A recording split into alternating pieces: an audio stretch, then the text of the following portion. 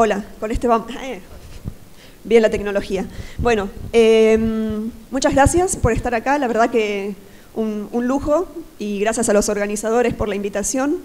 Y vengo a cambiar un poco de tema, veo que viene muy heterogéneo todo, pero todavía creo que los corro un poquito más de lo que venían escuchando. Acá son muy estrictos con el tiempo, voy a tratar de ir rapidito. Aparte sé que me estoy interponiendo entre ustedes y el almuerzo, así que eso me da como un poco de miedo. Pero bueno, vamos a hablar de vacunas y posturas antivacunas. Ahí están mis datos de contacto. Al final espero que tengamos tiempo para preguntas y si no, peor de los casos, me contactan como sea, por cualquier lado, está todo bien. ¿Sí? ¿Arrancamos?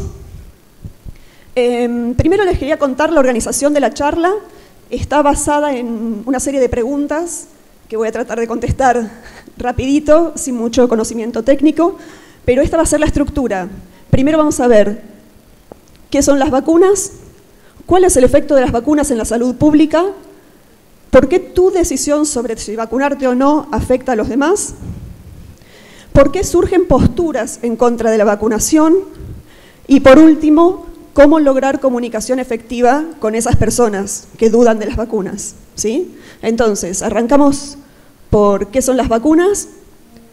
Perdón, después si alguien quiere las imágenes y todo, yo tengo cero drama en compartir lo que sea que quieran, así que también me lo piden y ya.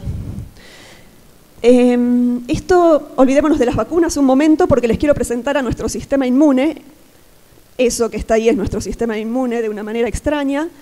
Y si se fijan, el eje X es tiempo en semanas, el eje Y mide cuán fuerte es la respuesta inmune, que es lo que tenemos en el cuerpo para protegernos de patógenos que provienen del exterior, ¿sí? Sean virus, bacterias, lo que sea. Y lo que vemos son dos curvas. La primera curva es lo que tarda en responder nuestro sistema inmune a la primera vez que ve un determinado patógeno, ¿sí? Si se fijan, sube, tarda un par de semanitas, después vence a ese patógeno, la respuesta termina. Y ahí pueden pasar meses o pueden pasar años o lo que sea, y si por segunda vez nuestro sistema inmune ve el mismo patógeno, pasa algo distinto.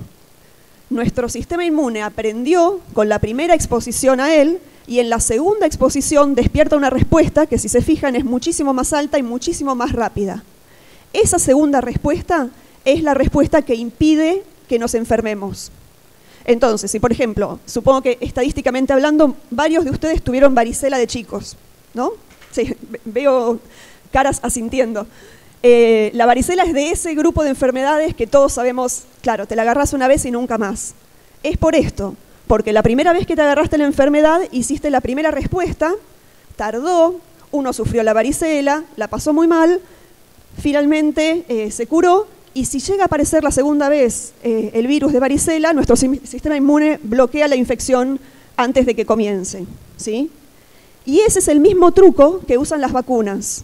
Las vacunas hackean nuestro sistema inmune y lo que hacen es provocar la primera respuesta inmune en nosotros, con el pequeño detalle de que no nos enfermamos, ¿sí?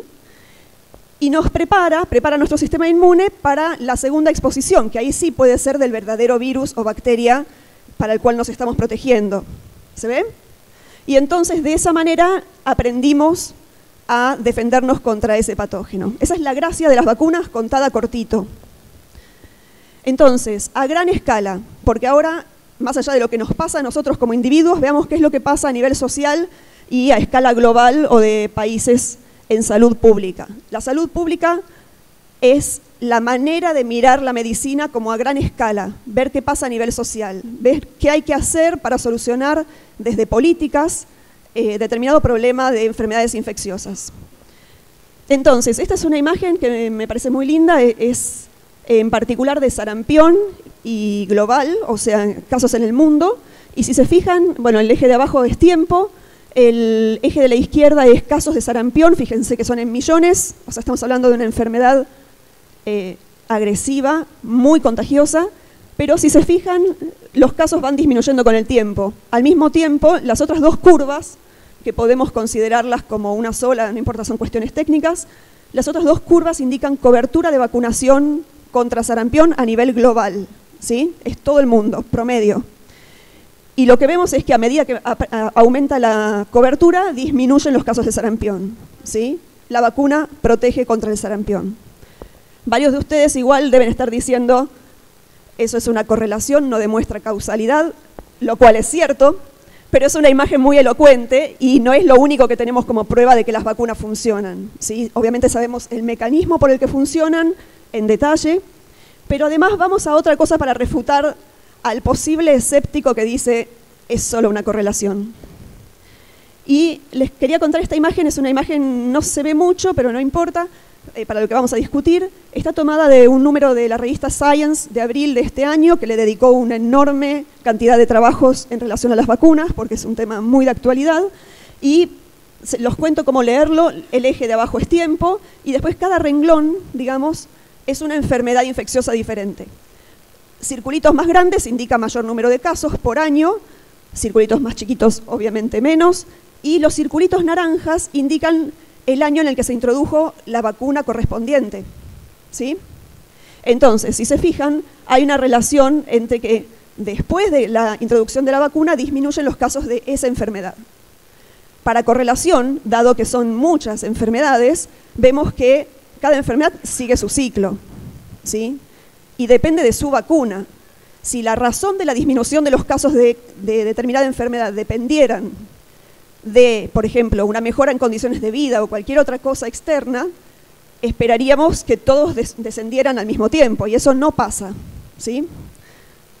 Entonces, no solo eso, no solamente bajan los casos de enfermedad, sino que podemos erradicarlas, eliminarlas, y esperemos que Greenpeace nunca quiera proteger a estas porquerías.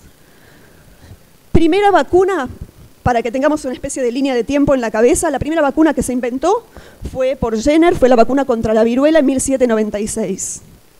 Si se fijan, tenemos poco más de 200 años de vacunación en el planeta. Sin embargo, para 1967, hace solamente 50 años, si hice bien la cuenta, todavía teníamos 15 millones de casos de viruela en ese año, de los cuales 2 millones murieron, ¿sí? Es una enfermedad muy contagiosa, muy dañina, muy agresiva. Incluso los que no morían tenían secuelas horribles de por vida. Pero ahora dirán, ¿viruela? ¿Qué es eso? O sea, ¿quién conoce la viruela? Bueno, esto era la viruela, ¿sí? Es una enfermedad eruptiva tremenda que no existe más. 1980, con un esfuerzo global en este mundo en el cual los países no están muy acostumbrados a hacer esfuerzos globales, se logró erradicar la viruela gracias a la vacunación masiva. Vacunar a todo el mundo impide el contagio a través de las personas. Es una enfermedad que se contagia de persona a persona. Si yo bloqueo eso, deja de existir, ¿sí? Y logramos, ya está, no existe más viruela. Los más jóvenes ya no están vacunados contra viruela. Yo sí, y muchos de ustedes también. Y los próximos desafíos, que esperemos poder ver esa erradicación relativamente pronto, son polio y sarampión. Otras dos enfermedades horribles que polio también, nuestros padres y abuelos tienen muy presentes las epidemias de polio que hubo, y ahora en América, en particular en la región de las Américas, estas dos están erradicadas, solamente que como en el resto del mundo no, y el mundo está globalizado y todos nos contactamos con todos, hasta que no esté erradicada de todos lados, no podemos estar a salvo. Y tenemos que seguir vacunándonos todos. Entonces, vamos a otro tema. ¿Por qué no es una decisión individual, justo en el tema de vacunación? ¿Sí? Y esto es un esquemita muy lindo que saqué de Wikipedia. Imaginemos este escenario. Son muy simplificados, pero creo que ayudan a entender si no conocen el fenómeno. Imaginemos una situación de vacunación cero. Las personitas azules de la izquierda, ¿sí? Miremos el panel de la izquierda, las personitas azules son personas sanas, las dos personitas rojas son enfermas y contagian. Dejamos pasar el tiempo y lo que tenemos es que la mayor parte de los azules se enfermaron, se contagiaron de esos dos, y siempre quedan algunos afortunados que no se agarran una enfermedad por distintos motivos, que no vienen al caso, ¿sí? Esta es la situación sin vacunación. ¿Qué pasa con una vacunación, con una cobertura de vacunación baja? ¿sí? Si se fijan, tenemos la misma estructura, 2 personitas infectando, las rojas, muchas personas sanas, azules, y 6 vacunados, 6 amarillitos o verdes, como los quieran mirar, que están vacunados. Pasa el tiempo, muchos de los azules se contagian, la gran mayoría, igual que antes, los 6 vacunados quedan protegidos. Hermoso, yo me vacuné, me protegí, soy feliz. Pero pasa algo distinto acá. Imaginemos una cobertura de vacunación alta, ¿sí? Ahora, casi todo el mundo es amarillo, casi todo el mundo se vacunó. Tenemos 4 personas azules no vacunadas y lo que tenemos son las 2 personas contagiando como antes. Pasa el tiempo, miramos el panel de la derecha y sí, de vuelta, los vacunados claramente no se enfermaron, son felices. Pero ¿qué pasó con los azules?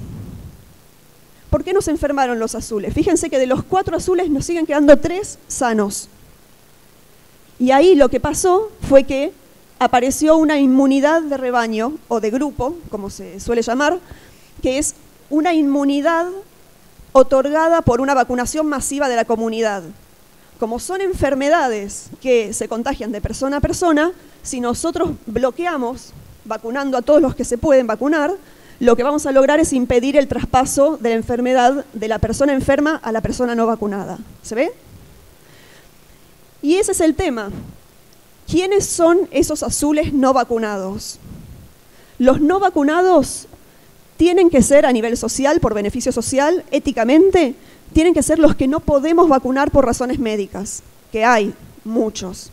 No podemos vacunar a los muy chiquitos, no podemos vacunar a los muy viejitos, a todos los inmunodeprimidos, sean HIV positivos, trasplantados o enfermedades varias.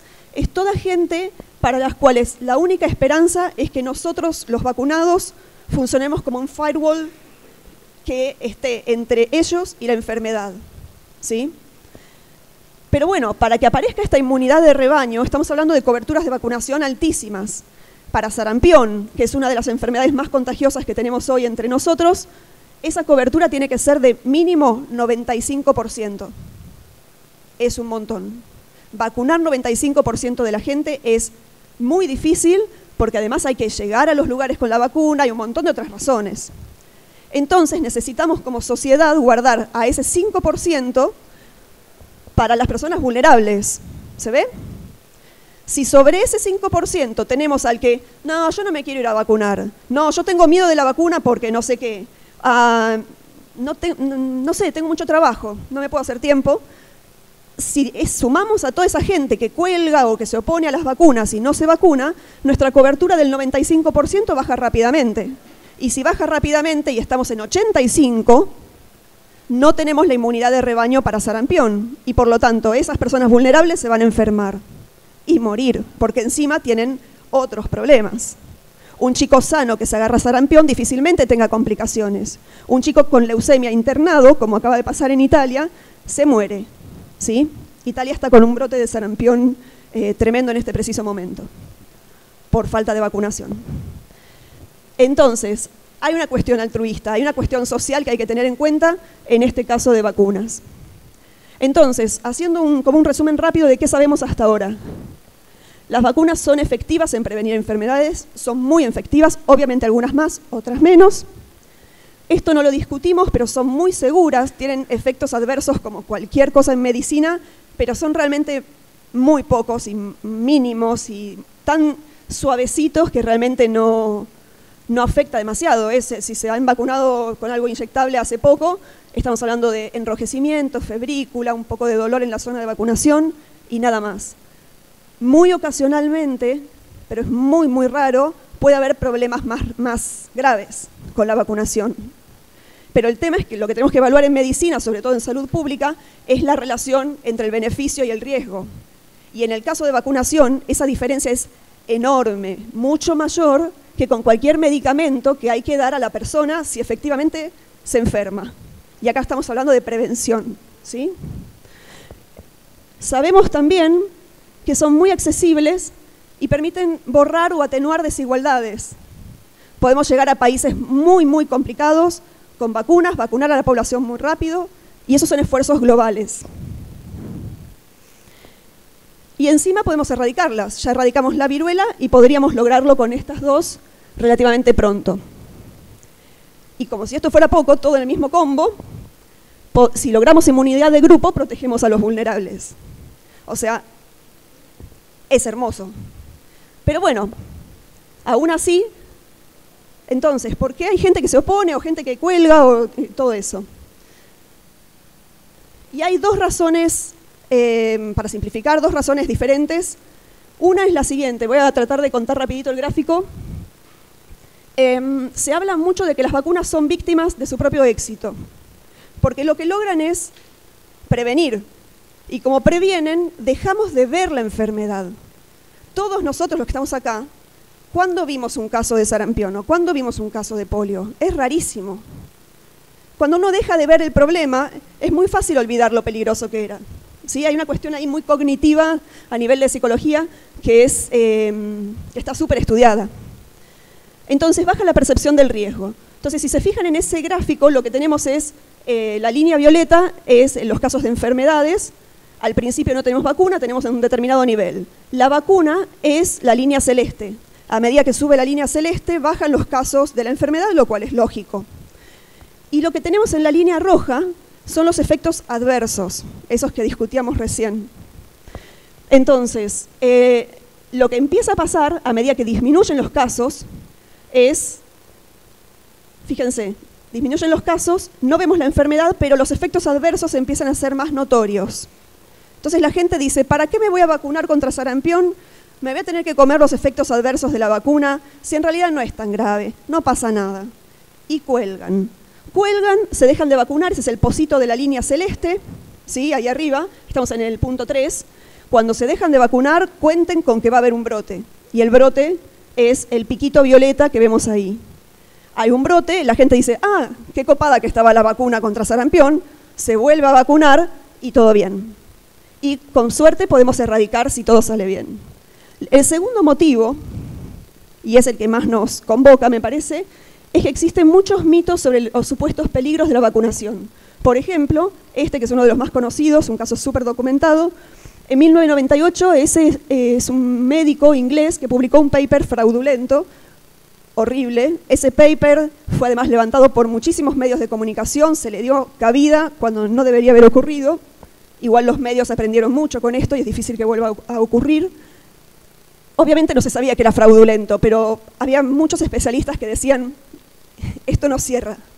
Pero bueno, tuvo mucha difusión, logró que bajaran las coberturas de vacunación, primero en Inglaterra, que era el origen del paper, y eso se extendió rápidamente al mundo desarrollado.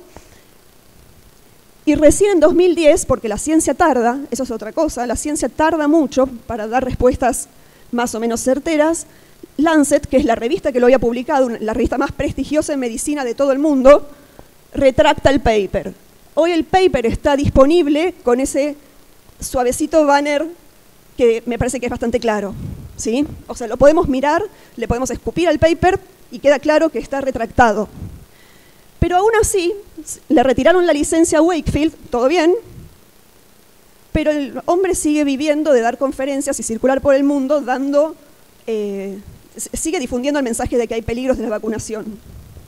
Y sin ir más lejos, en este preciso instante también, en Minnesota, Estados Unidos, estamos con este problema en sarampión, en una comunidad que proviene de Somalia y que en el 90% tenían una cobertura, perdón, en el 2004 tenían una cobertura del 90%, que está bastante bien, contra sarampión. Años después se pegó una vuelta Wakefield por esa misma comunidad, diciendo que había peligros con la vacunación. Para este año la cobertura es del 40% y tenemos el brote, porque es automático, ¿sí? El brote es hoy más de 70 casos en esta comunidad, que si contamos son ya más de los casos de sarampión que tuvo Estados Unidos en total el año pasado. Obviamente los enfermos son los chicos, ¿sí? Muchos internados, son chicos cuyos padres decidieron no vacunarlos. Entonces, tenemos un problema y tenemos que comunicarnos con ellos de manera efectiva, que funcione, no cosas declarativas. Y para eso les quería como estructurar, hay distintas personas, y para cada persona tenemos que generar una estrategia de comunicación que funcione. esa especie de pirámide esquemática que nos va a servir solamente para analizar la situación, imaginemos que tenemos 4 pisos, hacia arriba aumenta la resistencia a la vacunación, el piso de abajo es la población general, la que no tiene ningún drama con las vacunas, después el piso amarillo son los que tienen, pongámosle, dudas racionales, o sea, leyeron algo que les preocupó, que puede ser, incluso hay algunas vacunas que alguna vez puede ser que tengan algún problema menor, o sea, hay que discutirlo, hay que hablarlo. Después tenemos gente que podemos llamar que tiene dudas emocionales, va con comillas, que tiene más que ver con una situación de oí que las vacunas son peligrosas, me da miedo por mis hijos, no los quiero vacunar. Y son, digamos, no les importa demasiado las evidencias, es un miedo, ¿sí? Y arriba tenemos en rojo los muy pocos antivacunas militantes, son pocos pero ruidosos y buscan convertir, por decirlo de alguna manera. Entonces, el problema es que no solamente aumenta la resistencia a la vacunación, sino que también aumenta la resistencia a las evidencias. Y ahí les quería contar la palabra posverdad, que no sé si la oyeron hablar, está como muy famosa este año, sobre todo por temas más bien políticos, y se usa para referirse a los casos en los que es como que convence más la emoción que los hechos. Y ese es el problema, y eso lo tenemos que tener en cuenta si queremos comunicación efectiva con esta gente. Y esto que les voy a contar está basado en evidencia, son papers que se hicieron de comunicación, o sea, papers probando distintas estrategias de comunicación y viendo cuál funcionaba mejor con personas que dudan de las vacunas. Hay poca investigación, ojalá haya más, pero es lo que tenemos por ahora. O sea, tomémoslo con pinzas porque no hay mucha evidencia, ¿sí? Pero me parecía igual interesante comentarla. Con la población general no tenemos demasiado problema, hay que difundir que se tienen que vacunar, hay que hacerles las cosas sencillas y evitar la postergación. Todos ustedes son adultos y apuesto a que el 90% no tiene las vacunas al día de adultos. Búsquenlas, vacúnense. Dudas racionales, leí algo que me da sospechas, se puede contrarrestar efectivamente con 2 estrategias. Una es corregir la información errónea, decir concretamente ese paper que vos leíste está mal por tal y tal motivo, o hablar del consenso científico, que requiere por ahí menos conocimientos técnicos, ¿sí? O sea, yo puedo decir, no importa justo ese paper, todos los que provenimos de ciencias, sabemos, en mi caso soy bióloga, sabemos que si uno quiere encuentra el paper que dice lo que uno quiere, ¿sí? El tema es ver el consenso, ver dónde está la comunidad apoyando una idea. Y el consenso científico en vacunas es tremendo, es una animalada, o sea, todo el mundo está a favor de las vacunas, pero siempre encontraremos a un médico de tele que dice, y no, son peligrosísimas. Y acá se nos empieza a complicar, la gente con dudas emocionales no solamente es muy difícil sacarlos del convencimiento de que los mitos son reales, sino que a veces si vamos a ellos con información de papers o información concreta, los hechos, hay algunos papers que muestran que podemos provocar un backfire effect, o sea, un efecto rebote.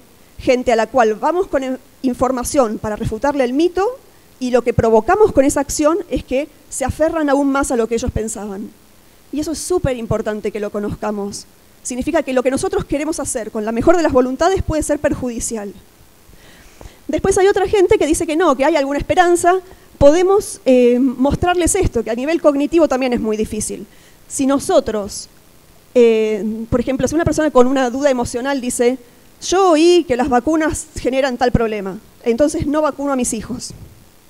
Y entonces siente que está evitando un riesgo. Lo que es más difícil es que entienda que está aceptando otro riesgo, porque no es muy visible. El otro riesgo es el riesgo de la enfermedad, que comparado con esto, con el mito, que encima son falsos, es muchísimo peor. Entonces, si a esas personas las movemos de la emoción antivacuna a la emoción, ojo con la enfermedad, por ahí podemos ayudarlos. Y después hay otras evidencias, son todos papers distintos, ese es el problema, de que en realidad mover la angustia de un tema a otro también puede ser un problema y que por ahí lo que tenemos que tratar con esa gente es de bajarles el nivel de ansiedad, ¿sí? Son mitos, tranqui, nada de eso es un miedo real, es tipo el cuco.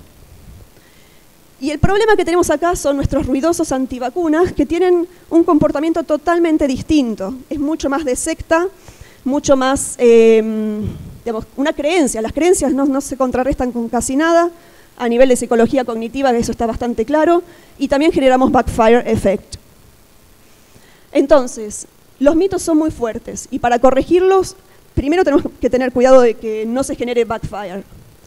Entonces, hay que entender que, primero, todos los mitos de vacunación que estamos viendo hoy, todos están refutados por la ciencia. Punto. No importa cuál, ¿sí? Para empezar. Pero el tema es que, bueno, que esa información no alcanza. Entonces, no alcanza la información, pero hay que entender que esta gente tiene miedo. Entonces, para evitar backfire hay algunas estrategias. Esto está basado en evidencias, lo que les digo. Primero, y lo digo no solo por vacunas, antivacunas, es una estructura que podemos usar para un montón de otros temas en los que está pasando este mismo tipo de fenómenos, ¿no? Primero, la refutación hay que tratar de evitar repetir el mito, que es algo que yo traté de hacer ahora acá en la presentación. No les estuve contando los mitos, aunque más de uno los debe conocer, ¿sí? Repetir el mito genera familiaridad con el mito, y a la larga la gente lo que recuerda es eso, lo familiar. Pero a veces no queda otra, entonces en todo caso uno dice el mito y esto es un mito, es mentira, está refutado. Después, si queremos refutar el mito, tenemos que mantener todo muy simple, ¿sí? Si nosotros les decimos, vos tenés ese mito, te doy estos 50 papers, léelos, ¿te vas a quedar tranquilo? No. La gente se apabulla y siente amenazada su visión del mundo y lo que hace es de vuelta fortalecer su opinión previa. Y hay eso que lo dicen mucho los anglosajones, que es el acrónimo KISS, que es Keep It Simple, Stupid, simple. Y por último, cuando nosotros extirpamos el mito, ese vacío también provoca un problema a nivel cognitivo, que tenemos que rellenar, metafóricamente hablando, con una explicación alternativa. Entonces, esto es un esquemita que puede ser para vacunas o puede ser para cualquier otra cosa, es una sugerencia. Sí, sé que hay muchos de ustedes que tienen como hobby pelear con la irracionalidad. Entonces, estas son sugerencias basadas en evidencias. Primero, el título supongamos que es un artículo, el título tiene que enfatizar el hecho central, lo que está bien. El título se lee que quede bien. No a los títulos, los 10 mitos más frecuentes de... Perdimos. Después arrancamos por un texto que empieza con la explicación de los hechos más centrales. Hay que hacer un foco muy claro en la información. Hay que llegar al mito. Lo podemos presentar suavemente, pero tipo con disclaimers que digan esto es un mito, está refutado, ta, ta, ta. O sea, sin embargo, hay gente que ta, ta, ta. Y después tenemos que fill the gap, dar esa explicación alternativa. Tenemos que volver a lo que sabemos y decir por qué se puede haber dado ese mito. Esta es la última, para terminar, qué hacer y qué no hacer ante las posturas antivacunas. Primero, y eso es algo que sé que también para muchos de nosotros representa un control a nivel emocional, no podemos englobar a todos bajo el rótulo de antivacunas. Porque viene una persona con una duda genuina, está haciendo equilibrio, no sabe qué hacer. Si nosotros ahí le decimos, lo que pasa es que sos antivacunas, cortamos la comunicación, del equilibrio lo obligamos a tomar una postura que posiblemente va a ser la que no queremos. Entonces hay que evitar la polarización. También tenemos que entender que no son gente ignorante, porque la información está disponible para todos y realmente no es difícil. Hay obviamente papers específicos, ¿sí? Entonces tenemos que escuchar a las personas, entender dónde están, entender que lo que les pasa es real. Y una vez que entendemos dónde están, nosotros tenemos que ajustar la comunicación a ellos y no pretender que ellos consuman nuestro choclo de esto es lo que vos necesitas saber. Pero en otra línea de cosas, esto es opinión personal, yo ahora no les mostré las citas, si quieren las charlamos después. La investigación que tenemos acerca de comunicación efectiva, de estrategias que funcionan, es poca y es anglosajona o europea, que tienen contextos muy diferentes a nivel cultural y encima tienen políticas de vacunación sumamente diferentes. Para ellos no es obligatoria la vacunación como sí lo es acá. Entonces, mi propuesta es que realmente tenemos que generar a nivel local estrategias que funcionen para acá o para toda la región latinoamericana. Y también necesitamos que esto se vuelva más interdisciplinario, no dejar solos a los médicos en sus consultorios y tampoco a los periodistas cuando escriben en el diario, sino sumar a todos los que se quieran sumar y colaborar un poco.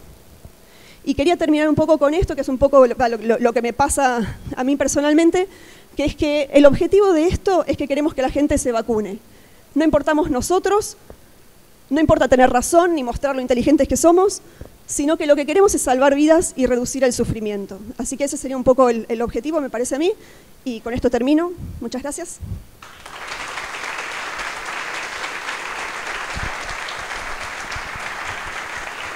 Muchísimas gracias, Guadalupe.